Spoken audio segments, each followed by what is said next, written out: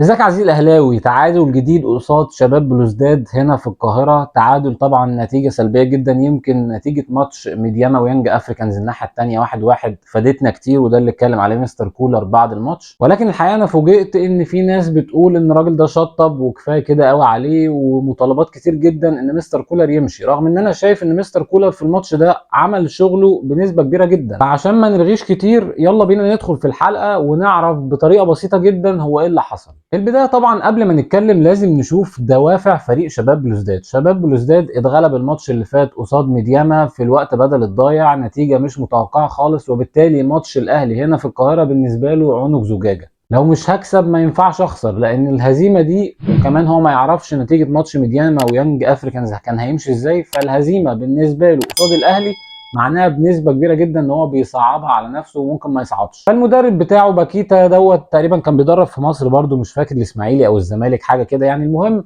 الراجل اول هدف بالنسبه له ان انا ما اخسرش، لو طلعت بنقطه قصاد الاهلي يبقى زي الفل 100 فل و14. ومستر كولر كان متوقع برده السيناريو ده، فالراجل نازل بيلعب ميديم بلوك ساعات وساعات لو بلوك، يعني في نص الملعب الدفاع، وما بيعتمدش على الهجوم، وحتى المرتدات بتاعته فاشله جدا. وبالتالي الشوط الاول طول الشوط الاول كله مفيش ولا فرصه لشباب بلوزداد. الزحمه بقى اللي في نص الملعب دي مستر كولر قدر يتغلب عليها ازاي، وعمل فرصه واثنين وثلاثه واربعه، اربع او خمس فرص محققين على الاقل الشوط الاول نطلع 2-0 لو كنا بنضيع، ورغم كده طلعنا 0-0. مستر كولر عمل ايه؟ ببساطه شديده العمق مقفول تماما، فبالتالي انا لازم العب على الاطراف. طب الاطراف برضو مقفوله لان في زحمه، فيعمل ايه مستر كولر؟ رقم واحد ان هو فتح الملعب على الاخر عن طريق حسين الشحات وبيرسي تاو. طب ما الاثنين اجنحه دول ماسكهم اتنين باكات، وبالتالي هنا تيجي التعليمات اللي كانت واضحه جدا لمجدي قفشه واليو ديانج: انزلوا لي بين الخطوط في الهاف سبيس او في انصاف المساحات، بالبلدي كده المساحه اللي بين السيرد باك والباك. وجود قفشه لو بنتكلم على الجبهه اللي فيها علي معلول وحسين الشحات، او اليو ديانج على الجبهه اللي فيها بيرسي تاو ومحمد هاني، بيخلي لازم الباك اللي موجود من فريق شباب بلوزداد يرجع شويه ويضم ناحيه الصندوق عشان ما يخترقش من الحته دي مجدي قفشه او اليو ديانج. وفي نفس الوقت برده ما ينفعش يضيق القصه قوي عشان ما يسيبش مساحه للجناح بتاعنا سواء حسين الشحات او بيرسي تاو يستلم براحته.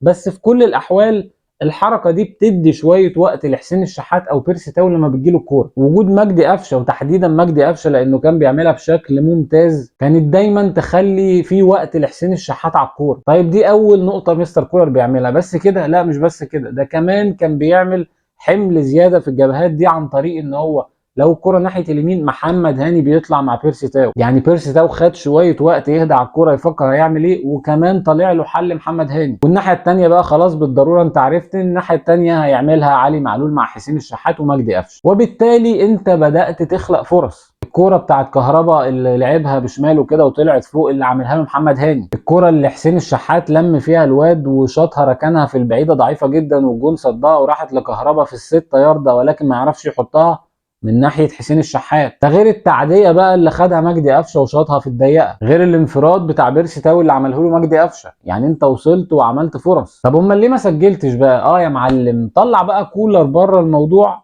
السنه اللي فاتت الكوره بتاعت حسين الشحات اللي لعبها ضعيفه قوي ببطن رجله كده وراحت لكهربا، السنه اللي فاتت حسين الشحات كان هيرزعها لك في الزاويه البعيده جون. السنه اللي فاتت علي معلول كميه الاوفرات اللي بتطلع منه يا بعيده يا بتطلع اوت يا بتطلع كورنر، كميه الاوفرات ديت السنه اللي فاتت كان هيعمل لك منهم جون واثنين. السنه اللي فاتت كهربا مش هيضيع كورتين من على الستة ياردة، كان على الاقل هيحط واحده. وتخيل معايا يا صديقي ان لو كان الاهلي قدر يجيب جون الماتش هيروح في حته ثانيه خالص. اللعيبه دي كلها عليها ضغط نفسي من كميه التعادلات والنتائج السلبيه اللي عليها، عايزين ماتش يشموا نفسهم بيه، ماتش يرجعوا ثقتهم تاني في نفسهم. ولو شباب بلوزداد كان لبس جون في الشوط الاول كانت القصه اتغيرت تماما. ده انا اصلا جاي القاهره عشان ما اخسرش، دلوقتي انا خسران يعني ممكن اخرج من المجموعه، يعني هيفتح خطوطه، يعني هيبدا يهجم، يعني هتلاقي مساحات، يعني هتلاقي ممكن تحط الثاني والثالث والدنيا تفتح. وكان زمان الماتش ده زي غيره بقى، سان داونز برضو هنا كان زمان الماتش ده زي غيره، انت طالع كسبان 2 و3 وعمال تقول الاهلي على الطريق الصحيح. مالكش علينا جمايل يا حظ. ده انا كمان نسيت الكوره اللي حسين الشحات جري ولو لعبها عرضيه بيرسي تاو فاضي خالص واتاخر جدا ولعبها بشماله ضعيفه وطلعها الباك كورنر. السنه اللي فاتت حسين الشحات كان هيلعبها بوش رجله مره واحده لبيرسي تاو يحط جون. يعني انت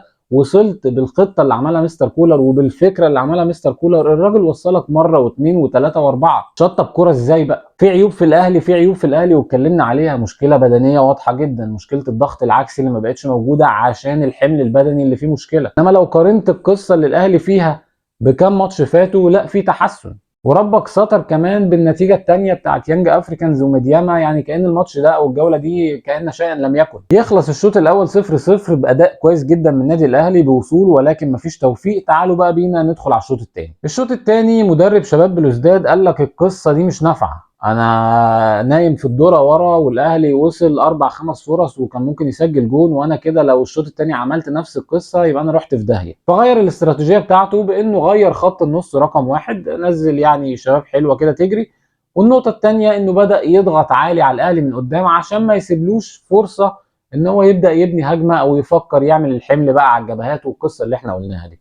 انا اقطع الهجمه على الاهلي من قدام. فبدانا نشوف 4 أو 5 لعيبه من شباب بلوزداد بيضغطوا على الاهلي من فوق. طيب الاهلي يتصرف ازاي؟ الاهلي مش عارف يطلع بالكوره، فبدانا نلجا للكور العاليه. عشان كده بدات تشوف في الشوط الثاني الكور العاليه المتسقطه، منهم برده بيرسي تاو لعب واحده لحسين الشحات مفيش اي حظ تيجي براسه وتخش في القائم. منهم هيد راح لكهربا. بس الشوط الثاني الحقيقه انت ما كنتش بتلعب كره على الارض، وبالتالي انت شكلك ما كانش زي الشوط الاول، ومع ذلك برضو وصلت ومفيش اي بخت. طيب في الحاله دي مستر كولر وقف يتفرج؟ لا، الراجل ما شطبش برضو. في الحاله دي مستر كولر عشان يطلع بالكوره محتاج كويره في نص الملعب. انا مش محتاج ادافع دلوقتي على قد ما انا عايز لعيبه بتلعب كوره وبتسلم وتستلم وتباص وعندها رؤيه واقدر اطلع عليهم بكوره حلوه. فراح ساحب الاثنين اللي كانوا عاملين مشكله، ديانج ومروان عطيه، وراح منزل 2 لعيبه كوره، كوكا وامام عاشور. طب يا عم هاني الاداء ما اتحسنش. حصل ليه بقى يا باشا؟ عشان الاثنين اللي منزلهم ومعول عليهم ان هم يظبطوا له الدنيا دي كانوا في الطراوه. كوكا واحده من اسوأ ماتشاته، كل كره يلمسها ميس باص. امام عاشور رغم ان هو كان بادئ يعني قوه انفجاريه رهيبه جدا اول ما جه الاهلي، بصراحه امام عاشور انا حاسه بيتدلع. شد بقى من مدير الكوره. طب الفكره اللي عملها كولر ما ظبطتش الدنيا قوي، يعمل ايه؟ لا ما يسكتش ولا يتفرج، يبدا يغير الدم اللي قدام، يطلع حسين الشحات ويطلع مجدي قفشه ويطلع كهربا وينزل مودست وينزل كريم فؤاد وينزل طاهر محمد طاهر. طب انا هنا هقف على مستر كولر ان هو عمل مشكله. انا بالنسبه لي لو هتخرج حد خرج بيرسي تاو، ما تخرجش حسين الشحات. صحيح كلهم اوت اوف فورم، بس حسين الشحات ممكن هو اللي يعمل لك حاجه. فدي بقى ثقه مدرب في لعيب عن التاني، مش قصتنا، دي قناعات مدربين يعني، ومش معناها ان الراجل شطب. انا معترض على نزول واحد زي طاهر محمد طاهر اللي ما بيقدمش اي اضافه، ومستغرب جدا ان هو لسه قاعد في النادي الاهلي. برضو دي اراء فنيه. اكيد لو عندك رضا سليم موجود كان زمانك شايف رضا سليم ومش شايف الناس التانية اللي بتنزل دي. بس كل اللي بنحكي فيه دي ايه؟ قناعات ووجهات نظر المدرب. لكن كافكار وشغل بيعمل شغل وبيتدخل في اوقات مناسبه، وما بقاش يتاخر، ما بقاش يتفرج زيه زينا. ورغم اللي عمله مستر كولر للاسف ما قدرناش ان احنا نجيب اي هدف وتطلع النتيجه 0-0، نتيجه سلبيه. بس بما ان الفريقين التانيين اتعادلوا فبرضه الوضع يبقى كما هو عليه. نرجع بقى للكلام اللي احنا قلناه ده ونأكده بالكلام اللي قاله مستر كولر في المؤتمر الصحفي، اللي قاعد بيشد في شعره من الفرص الضايعه. وعنده حق، انت خالق في الماتش ده حوالي 6 أو 7 فرص محققين. على ذكر الكرات الطويله اللي اتكلمنا عليها، كهربا برده حط واحده بدماغه وجت فوق العارضه كده، حظه سيء برده.